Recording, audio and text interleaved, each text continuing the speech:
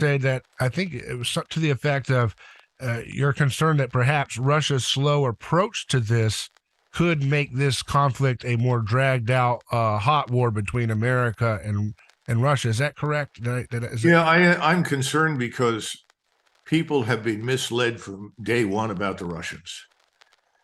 Putin, at the beginning of this debacle, moved into Ukraine with a very small force, about 90,000. And this force suddenly encountered a Ukrainian army that we had built up over the previous 6-7 years with the express purpose of fighting and destroying Russia. And he thought that he was sending a signal to the West that had not paid any attention to him, that the Russians are serious about their security. And they would not tolerate a NATO presence on their border. And they most of all were concerned about our willingness to put missiles into eastern Ukraine, as the Soviets did in Cuba in the 1960s, that would threaten their cities and threaten their nuclear deterrent. There's a lot of evidence that we were absolutely prepared to do that, and that's what the Ukrainian force and the state were being built up to support. He discovered that he had no negotiating partners, but he dragged this out through March and April and finally said, well, that's it. I guess no one's going to negotiate with us. We're in a different set of circumstances. He did not, I think, expect the reckless hatred that grips Washington and their globalist allies in Western Europe. And as a result, he said, this is a game changer. We've got to go back, re-examine things. And then the Russian military buildup began. Today, you have over 750,000 troops. There are plans to go up to 1.2 million. They may well reach that by the beginning of the next year. Is that total, course, or you mean deployed into Ukraine? No, total. Okay. Yeah, but the 750,000 right now are around Ukraine or in it. And that force is enormous, and it's extremely well equipped, heavily armed, and by the way, very competent and very well led, contrary to what everybody says. They've inflicted devastating casualties. It's more than 400,000 dead Ukrainian soldiers now. How many casualties on the Ukrainian side, anybody knows. But when you look at the Russian side, you're looking at perhaps 30,000, 40,000 killed in action, maybe another 30,000, 40,000 wounded. And most of the Russian wounded is treated and returns to the battlefield to fight. Whereas most of the wounded in Ukraine are so severe, they'll never come back to combat. So now they're trying to basically force whatever they can find inside Ukraine into uniform to go jump into the meat grinder that's killing thousands of Ukrainians every week. And they're trying to get the Polish government to assist them in repatriating anywhere between 80 and 100,000 Ukrainian young men to come back and fight. Of course, that's not going to happen. There are all sorts of legal reasons why that won't happen. Because remember, you've had 14 million people at least move west and leave Ukraine. So this organization we call a government, this Zelensky crowd, is really weak. And they are devastated, and they're on their last legs. So what sustains them? Us. Yeah. We're transferring billions in cash. We own the government. We pay for the government. We pay for the military. The whole place would fold and die tomorrow morning if we suspended the aid. Now, the aid that they do need is medical. The aid they need is humanitarian. They don't need any military aid. This needs to stop. We need to suspend that. It's just killing more and more Ukrainians. Now, here sit the Russians controlling 90% of the territory where the Russian population lived in eastern Ukraine that they were trying to protect. So they've got that, and they've been sitting on it, defending it. And I think there's a lot of frustration in the senior ranks of the Russian military, because I think the Russian military has been saying for months now, let's attack and get this over with. We can crush this problem once and for all. And he's been reluctant to do that for two reasons. Number one, he really doesn't want to kill any more Ukrainians. We find that hard to believe, but he sees them as Orthodox Christian Slavs, just like the Russians. Secondly, he doesn't want the United States and NATO to intervene in Western Ukraine. So he's taken the position that let's move deliberately and incrementally to avoid a sudden impulsive move from Washington that would put them at war with us in Russia. And that's an understandable concern. But now The situation is so bad, and we are so weak, I think, in the West, as he's accurately concluded. I don't think that the potential for real intervention is there anymore. If you look in Poland, public opinion there has swung decisively against Polish involvement in the war. Yeah. They'll send assistance, but they will not fight. And so under those circumstances, I think his senior military leaders are saying, let's go and end this. If we do nothing and the Europeans fail to elect new governments or put new people in power that will talk to the Russians, then I suspect he'll eventually give permission and they will march west. And they could march all the way to the Polish border. I keep telling people this. And of course, that's the opposite of what we want. You know, the beauty of Ukraine, particularly if it had become a neutral state, was that it put 500 miles between the NATO border and the bulk of the Russian military, which is what we wanted. Now we're going to get the opposite because we were foolish and stupid and completely miscalculated, didn't understand the Russians, didn't understand their capabilities. Now, isn't Washington's the foreign policy genius Mike Pence and Nikki Haley have suggested that things are going according to plan? We need to drain Russia of its resources, of its military personnel, and that's why we should be continuing this effort, and it's going according to plan in their terms, maybe just not fast enough. That's kind of the neocon talking point against Biden. Well, he's not tough enough, right? And they're always saying that. Is anybody out there believe anything that the former vice president or this person, Nikki Haley, the former governor of South Carolina, says? They know nothing. These people are uninformed and ignorant of reality. They certainly don't understand what's really happening.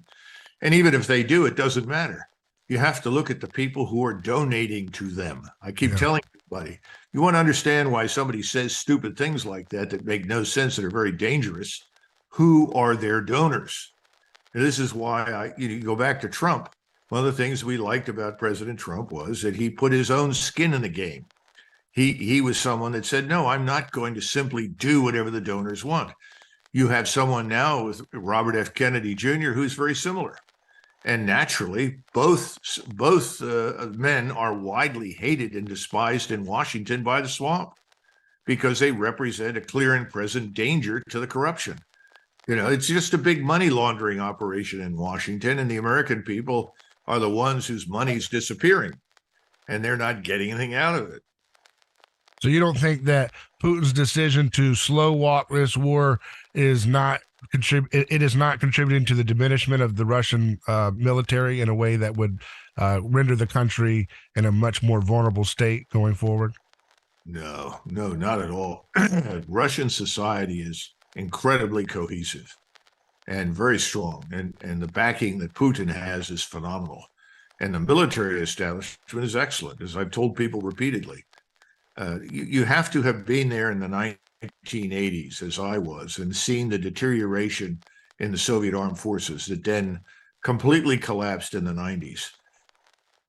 Then subsequently gone back, as I did in 2001, and see the new renaissance, which then was just beginning, and the attention to detail and change and reorganization that took place in the Russian military. No, this is a very strong, capable force. And if you challenge it, you're going to have a hard time. And what I've always worried about is that we stupidly challenge them. We are soundly defeated. And then in our frustration and embarrassment, we decide to turn to a nuclear weapon. Well, that's game over. And I've tried to tell people again and again and again, stop this nonsense about a quote unquote tactical nuclear weapon. Oh, don't worry about this one. This is only 5 kilotons. They'll understand that we're not serious. We're not going to go to a all-out nuclear exchange. Well, if you're sitting in Russia or China and you have an arsenal and we use a nuclear weapon, the incentive there is immediately to respond with everything you've got because you're afraid that you'll lose it if you don't. We need to stay away from this nuclear business. And both the Russians and the Chinese have said they will not use nuclear weapons unless they are attacked with nuclear weapons. We need to stop this and get out of this business, and we need to stop fighting over it. We have no interest in Ukraine. East, west, center, we have none. No strategic interest. The only strategic interest we have is no more war in Europe. And that was the interest that should have guided us as soon as this became a conflict in February and March of 2022. That's when we should have intervened right away and said, wait a minute, we don't want a war.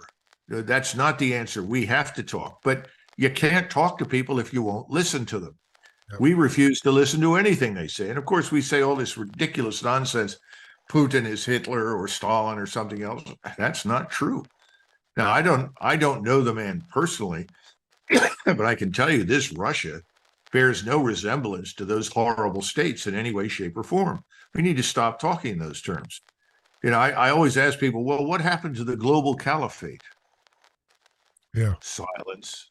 Yeah. Well, if Russia doesn't work out for us, the attitude in Washington is, well, we'll turn on China.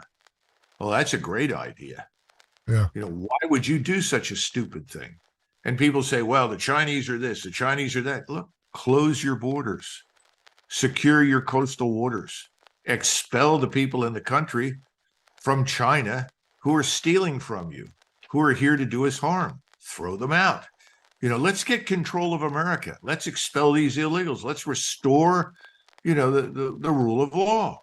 These are the things we need to do. We don't need to go to war. War is the last thing we need. Yeah, it seems like that the folks who are running the show in D.C.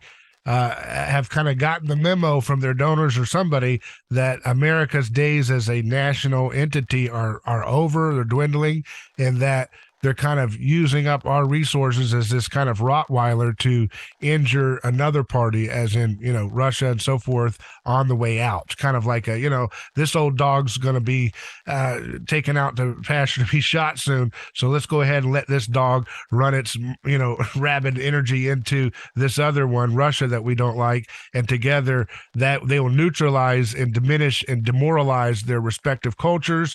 And then that will set up the place for a more globalist one world government. That's the way I look at it. Well, I'm sure you're right, but their concept of one world government, I think, is one world financial domination. Yeah.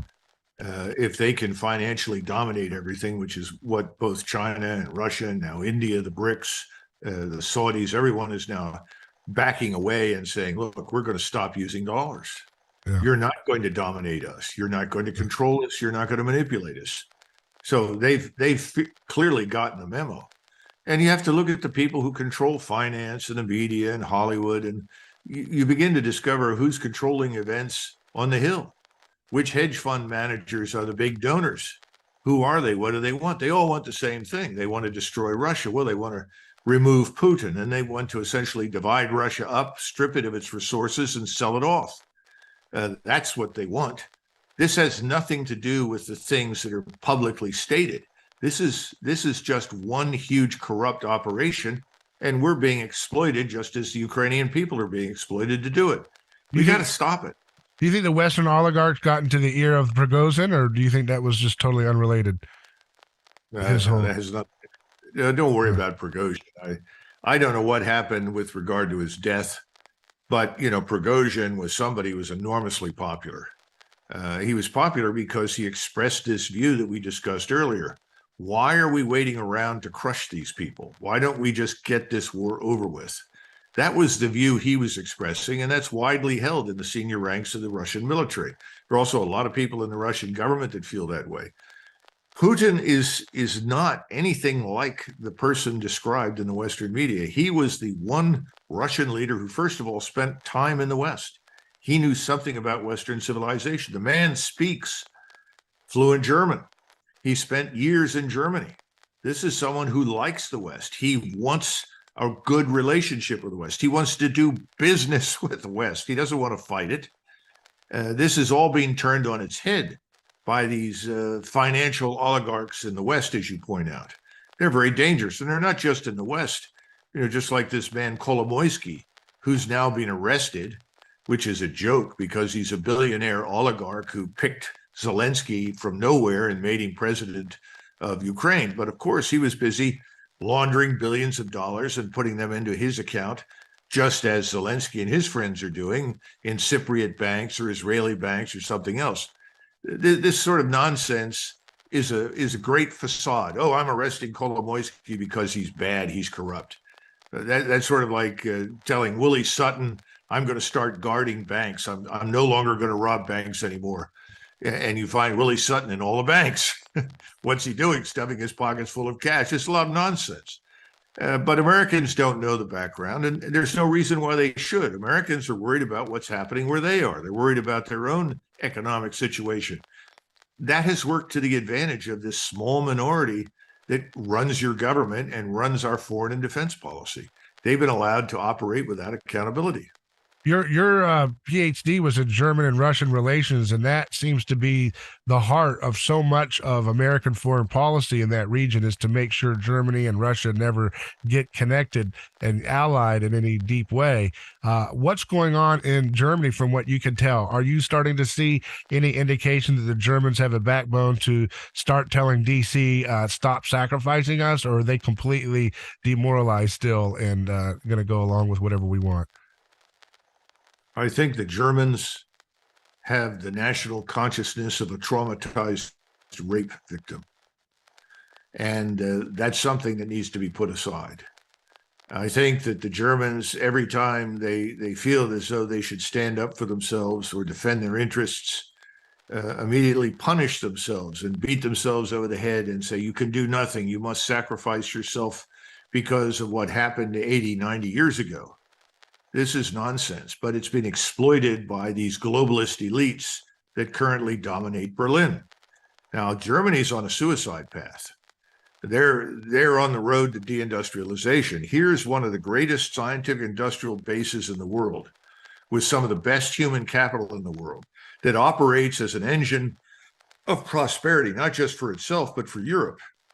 They're tired, I think, in many cases, of being the sort of milk cow for everyone, for effectively bailing everyone out financially when anything's gone wrong. You take Germany out of the Euro zone, there's no Euro. You take Germany out of the EU, there's no EU.